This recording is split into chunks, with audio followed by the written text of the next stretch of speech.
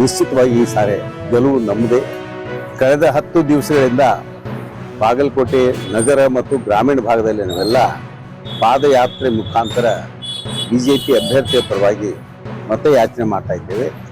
ಪ್ರತಿಯೊಂದು ಓಣಿಯಲ್ಲಿ ಹೋದಾಗ ಅತ್ಯಂತ ಉತ್ಪೂರ್ವವಾದಂಥ ಸ್ವಾಗತ, ಆತ್ಮೀಯವಾದಂಥ ಸ್ವಾಗತ ನಮಗೆ ಕೊಡ್ತಾ ಇದ್ದಾರೆ.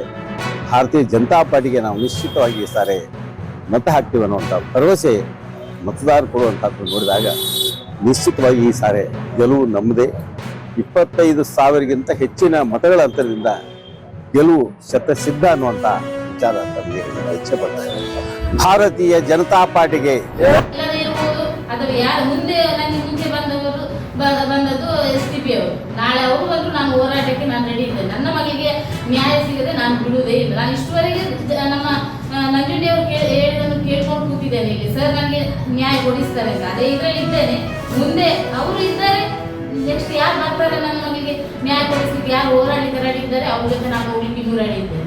ಇಷ್ಟುವರೆಗೆ ನಾವು 10ನೇ ತಿಂಗಳು ಮಗುವಿಗೆ ಇಲ್ಲಿ ಅನ್ಯಾಯ ಯಾರು ಕೇಳೋರು ಯಾರು ಇಲ್ಲ. ಈಗ ಅಲ್ಲಿ ತನಕ ಮುಟ್ಟಿದ್ದೇವೆ. ಮುಂದೆ ಹೋರಾಟದ ಲೆಕ್ಕದಲ್ಲಿ ಇಷ್ಟುವರೆಗೆ ನನ್ನ ಮಗಳಿಗೆ ನ್ಯಾಯ ಸಿಗ್ಬೇಕಿತ್ತು, ಇನ್ನೂ ಸಿಕ್ಕಿಲ್ಲ ಮಗುವಿಗೆ. ನಾವು ಮನೆಯಲ್ಲಿ ನಾವು ನಾಲ್ಕು ಬರ್ತಾ ಇದ್ದೇವೆ. ಆ ಮಗು ಸಾಕಿಗೆ ನಮಗೆ ದೊಡ್ಡದೇನಲ್ಲ, ಮಗು ಕೃಷ್ಣಂದಲ್ವಾ. ಕೋರ್ಟಲ್ಲಿದೆ, ಓಕೆ, ನಮಗೆ ಅರ್ಥ ಆಗುತ್ತೆ. ಕೋರ್ಟ್ ಕಾನೂನು ಅದಕ್ಕೆ ನಾವೇನು ಅಡ್ಡಿ ಮಾಡಲಿಲ್ಲ.